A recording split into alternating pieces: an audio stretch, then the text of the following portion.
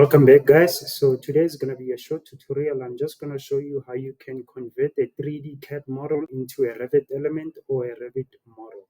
So it's just easy. Let's say it's going to be so easy. Let's say that you download a 3D CAD model from any website. And so the first thing is you're just going to save it as a DWG. So how I do that is type in export to AutoCAD. So after you save it as a DWG, you're going to open up a new Revit. You're going to open up Revit and say new family. So that's a washing machine. I'm going to use metric specialty equipment and say open.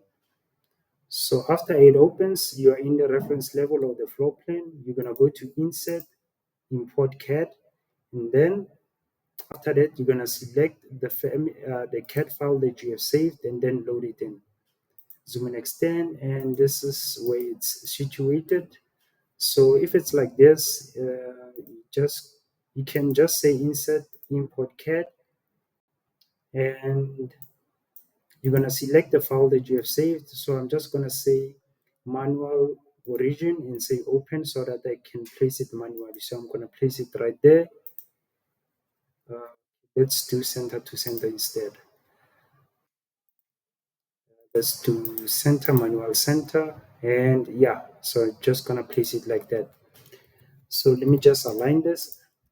And if you open up the 3D view, this is essentially what you have. So what you're going to do is you're going to select that CAD. And then after you select it, as you can see, you have this pop-up which shows import instance and also family editor. So under import instance, you're going to go to explode, and then you're going to drop down this arrow. And you have two options, which is the partial explode and also the full explode. So in this instance, we're going to use the full explode. After you do that, as you can see, it converts into an extrusion. So if you can just change this to fine and realistic, this is essentially how it looks. So that's it. That's our short tutorial. If you want to take it further and make it much more valuable, you can assign it a Omni class number. Just go to Omni class, and then under these three dots, you're going to select it.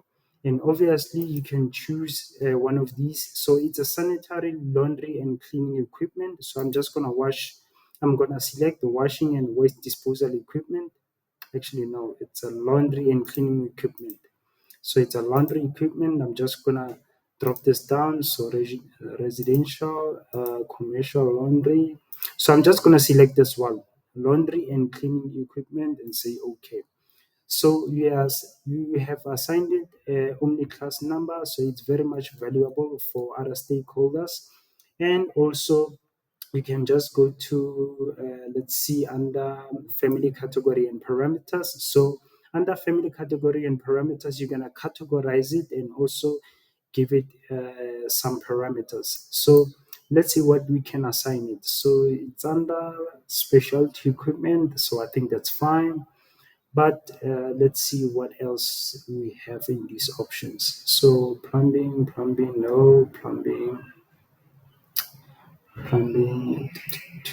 Let's see.